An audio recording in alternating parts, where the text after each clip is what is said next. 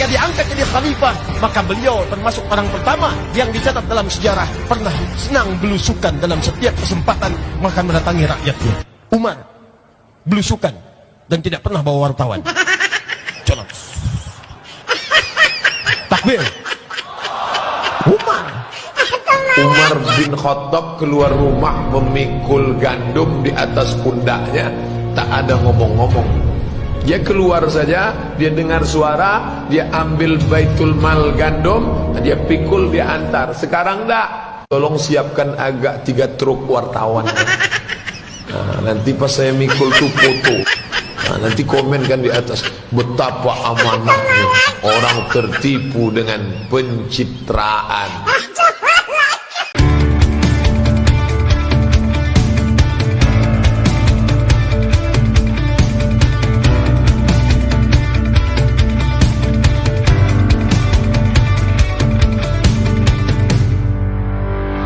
Saya baca pernyataan Bung Rocky di media, takut cemburu atau apa gitu presiden gitu, takut disaingi atau apa. Saya kemarin sempat baca begitu. Memang ada suasana seperti itu, Bung ya.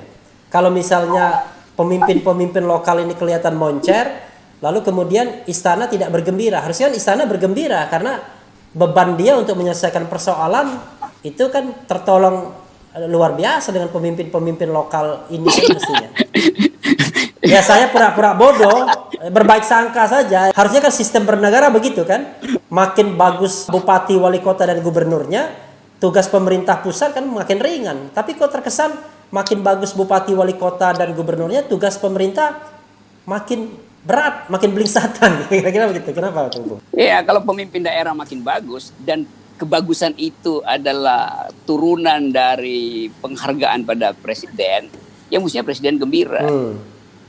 Tapi kan presiden akhirnya menemukan bahwa yang bagus di daerah itu justru mereka yang membangkang pada presiden kan. Kan bagusnya itu karena rakyat mengatakan ini pemimpin lokalnya bagus loh.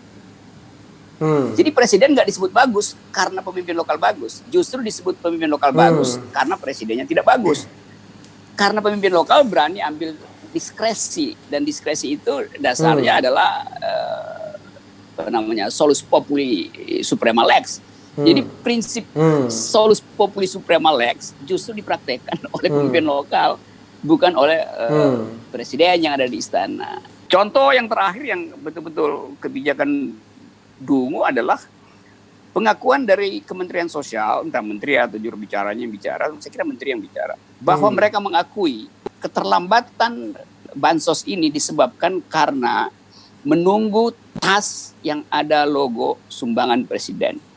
Jadi bansosnya udah ada, tetapi tasnya belum ada. Itu kan dungu kan? Iya. Emang dungu. Karena lebih penting, dia anggap kemasan lebih penting dari isi itu. Atau lingkar sorban lebih penting daripada lingkar otak, kan itu dungu.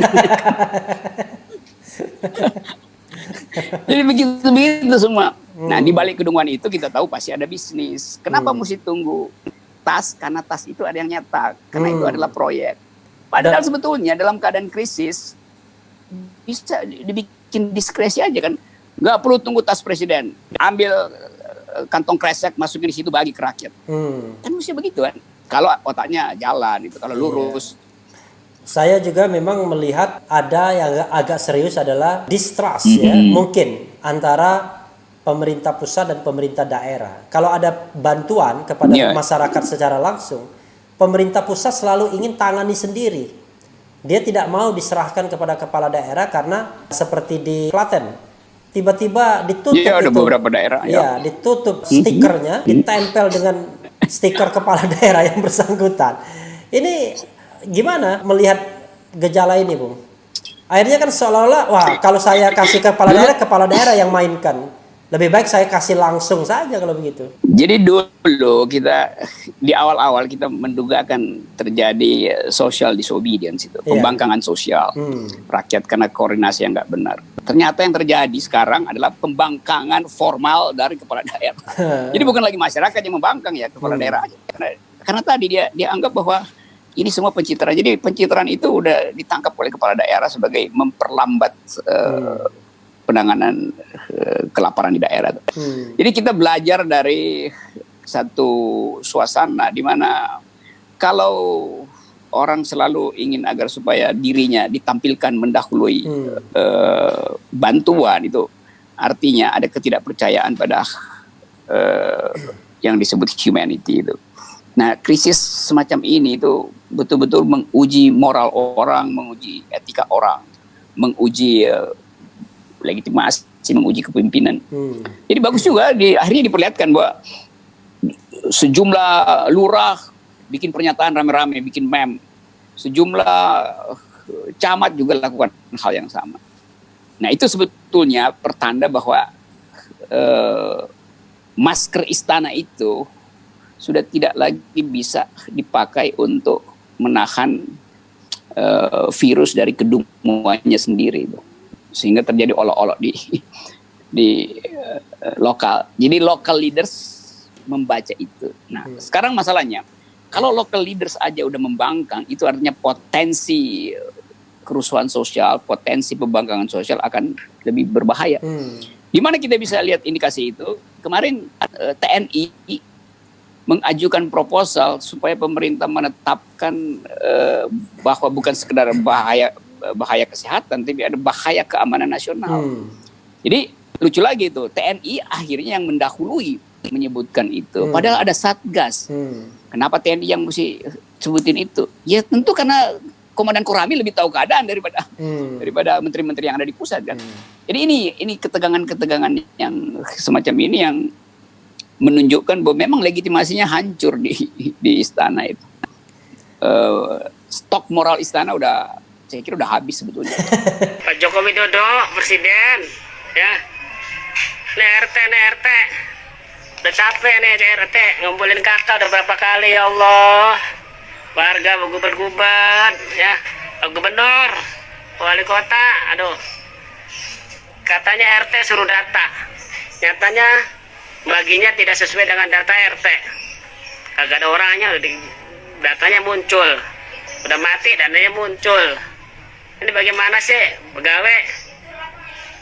Kalau mau ngasih sumbangan kasih aja Pak Presiden, jangan ngayap-ngayap. Katanya udah KTP online, ya. Buat apa itu KTP online? Tinggal perintahkan kakak bikin KTP, bikin ATM semuanya. Transfer tuh di ATM yang ada kakaknya. Cek, nanti koordinasi sama RT laporannya. Baru dievaluasi. Kadang orang suruh ngambilin kakak. Waalaikumsalam. Iya teh, tuh. Warga datang lagi, ngasih kakak lagi. Ya. Kalau nggak dapat pun nggak apa-apa, bukan rezekinya. Nanti pemimpinnya juga dapat ini di akhirat nanti. Iya, jadi Ya, kalau mau ngasih sumbangan, jawaban. ngasih sumbangan udah jangan atas nama presiden, atas nama gubernur dari negara Republik Indonesia. Lu kepada kakak punya duit presiden, kayak gubernur sama Ridwan Kamil, lu duit negara, duit rakyat, udah kasih buat rakyat. Pusing nih. Ada pertanggungjawabannya di akhirat. Iya, pusing RT, mondar-mandir, Bukan meninggal karena corona, karena sakit hati, karena kelaparan. Gak ada kelaparan. Kelaparan. Iya, usaha nggak bisa. Kasihan, benar. Usaha nggak bisa, kerja diberhentiin. Ayo. Bukan mati karena corona. Mati karena karena kelaparan. Karena sakit mati hati. merana. Karena sakit hati Iya. dijanjin yang manis-manis tidak ada artinya untuk apa? Iya nih, ya. Tolong kalau ngasih sumbangan, kasih aja atas nama negara, jangan atas nama gubernur, atas nama Nggak presiden, usah. pusing. Ya. Nggak ada artinya. Tuh bawa sembako presiden tuh nabrak orang jadinya tuh mobilnya di Bogor tuh. Kasihan tuh tentara polisi mati tuh. Ya. Iya, ya Allah Tuh gila. daftar 500. Udah jadi presiden mah udah, jangan pencitraan mulu pada.